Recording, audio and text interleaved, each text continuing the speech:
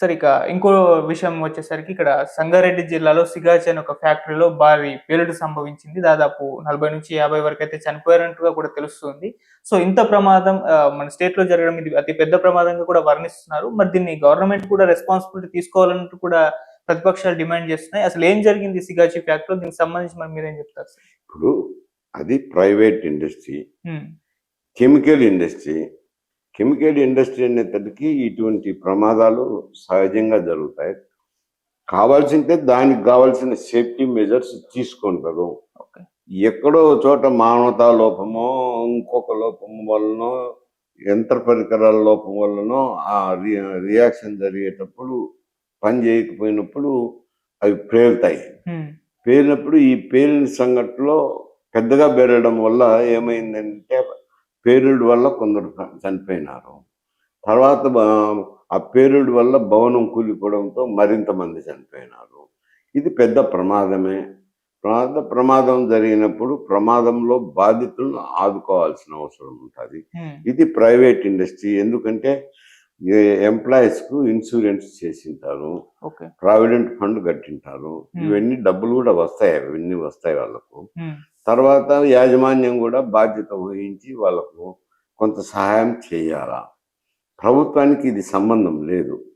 కాకపోతే ప్రభుత్వం కూడా మ్యాగ్నానిమస్గా మానవతా దృక్పథంతో ఎంతో కొంత మేరకు సహాయం చేయొచ్చు. ఎంత అనే దానికి ఇదమిద్దంగా లేదు. హ్మ్. ఎంత ప్రభుత్వం వీలైతే అంత చేయొచ్చు, ఓకే. తప్పేమి లేదు. హ్మ్. ఇంత అని అనాల్సిన అవసరం లేదు. ప్రభుత్వ వైఫల్యం అనే దానికి ఇది ఇండస్ట్రీలో జరిగిన ప్రమాదకర సంఘటన. హ్మ్. ప్రమాదకర సంఘటనకు ప్రభుత్వానికి సంబంధం ఏముంది?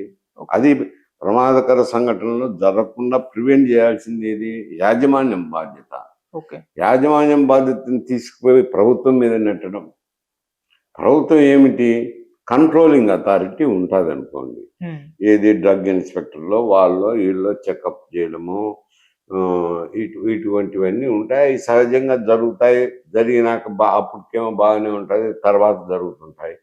ఇప్పుడు ఈ ప్రస్తుత ప్రభుత్వం ఏం చేశారు? కలెక్టర్ను ఎందువల్ల జరిగింది, ఇది మానవతా లోపమా, యంత్ర పరికరాల లోపమా, యాజమాన్యం తప్ప ఏదో ఏ విషయము తేలేదానికోసమని కలెక్టర్కు ఆదేశించినారు.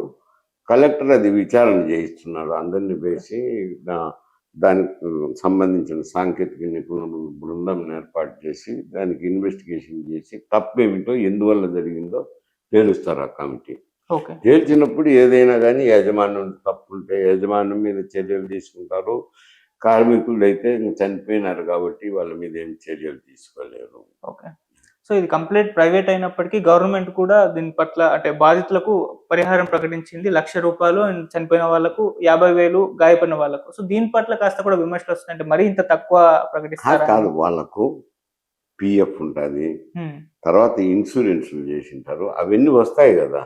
అవన్నీ వస్తాయి. అవి కాకుండానే యాజమాన్యం కూడా వాళ్ళ కార్మికులు కాబట్టి మెయిన్ బాధ్యత వహించాల్సిందేది యాజమాన్యం బాధ్యత.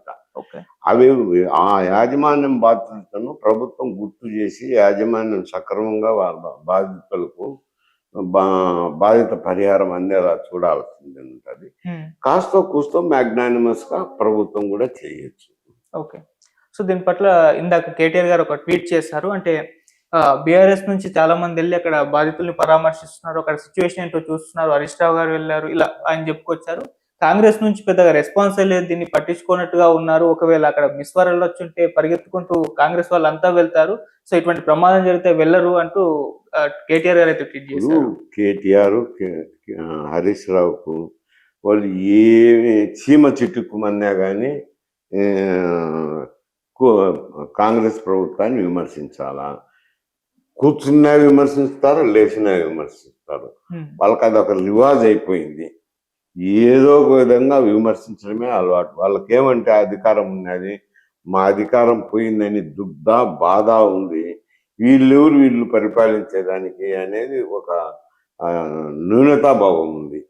ఆ న్యూనతాభావంతో బుద్ధి పుట్టినట్టు విమర్శిస్తుంటారు. పోవడం అయితే పోయినారు కదా, కాంగ్రెస్ మంత్రులు ఇమ్మీడియట్గా పోయినారు, కొందరు మంత్రులు పోయినారు, తర్వాత చాలా మంది మంత్రులు పోయినారు. ముఖ్యమంత్రి కూడా ఈ దినం పోయినారు. బాధితులను పరామర్శించడం ఇవి చేయడం జరిగినారు. ప్రభుత్వం కూడా కలెక్టర్కు ఎట్లా జరిగింది, ఏం జరిగింది విచారణ చేయమని వేసినారు కదా. అంతకంటే ఏం చేస్తారు? ఊరికి వీళ్ళు టక్కున పోయి విమర్శించుతంటేట వీళ్ళు పోయేదానికి అవకాశం ఉంది. ఎందుకంటే ప్రీ ఆక్యుపైడ్గా ఉండదు కదా వీళ్ళు. ఇప్పుడు బుద్ధి పుడితే అప్పుడు పోవచ్చు కదా, ప్రతిపక్షంలో ఉన్నారు. వాళ్ళు ప్రీ ఆక్యుపైడ్ ఉంటారు, వాళ్ళు ఏదో పోవాలా. కన్సర్న్ మినిస్టర్లు పోవాల్సిందే కదా. ఏ మినిస్టర్లు అంటే ఆ మినిస్టర్లు పోతే ఎట్టవుతుంది? కన్సర్న్ మినిస్టర్స్ పోవాలా. కన్సర్న్ మినిస్టర్స్ ఒకవేళ ప్రీ ఆక్యుపైడ్ అయితే కొంత టైం పడుతుంది.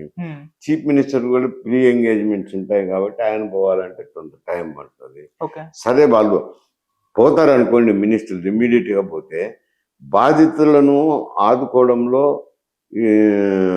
జాప్యం జరిగే అవకాశం ఉంది. ఎందుకంటే వాళ్ళు వచ్చినప్పుడు వాళ్ళ బాధ్యత తీసుకుంటారా, ఇక్కడ బాధితులను ఆదుకుంటారా?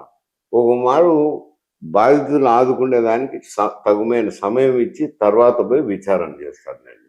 అది కూడా తప్పు అని విమర్శించడం అంటే వాళ్ళు బాధ్యతారాహిత్యము. ఏదో ఒకటి విమర్శ చేయాలా, పొద్దున్న లేస్తే ఏదో ఒకటి విమర్శ చేయాలా చేస్తుంటారు వాళ్ళు. విమర్శ అనేది అదే పనిగా పెట్టుకున్నారు అంట. అంటే సార్ దీన్ని ఓవరాల్ గా ప్రభుత్వ హయాంలో జరిగిన ప్రమాదం లాగా చిత్రీకరించే ప్రయత్నం చేస్తున్నట్టే. ఎస్ఎల్బిసి అప్పుడు జరిగింది, ఈ ప్రమాదం జరిగింది, ఇలా కొన్ని ప్రమాదాలు. ఎస్ఎల్బిసి వేరు. ఎస్ఎల్బిసి అనేది ప్రభుత్వం కాంట్రాక్ట్ ఇచ్చింది, కాంట్రాక్టరు ప్రభుత్వము, అదంతా ప్రభుత్వానికి సంబంధించింది. ఇది ఒక ప్రైవేట్ యాజమాన్యానికి సంబంధించింది, ప్రైవేట్ ఇండస్ట్రీ. ఇది బాధ్యత యాజమాన్యం వహించాలా. యాజమాన్యం వాళ్ళ కార్మికుల యోగక్షేమాలన్నీ వాళ్ళు చూసుకోవాలా. సరే ప్రభుత్వం కూడా తగు సహాయం చేస్తారు. ఏదో అంటకు పెత్తలమసకు పిల్ల పండ కోటె ముడేసి ఎట్లా వాళ్ళు అదే పనిగా అది ప్రత్యేకించి ఏదో ఒక విమర్శ చేయాలని చేస్తుంటారు. Okay sir, thank you so much sir.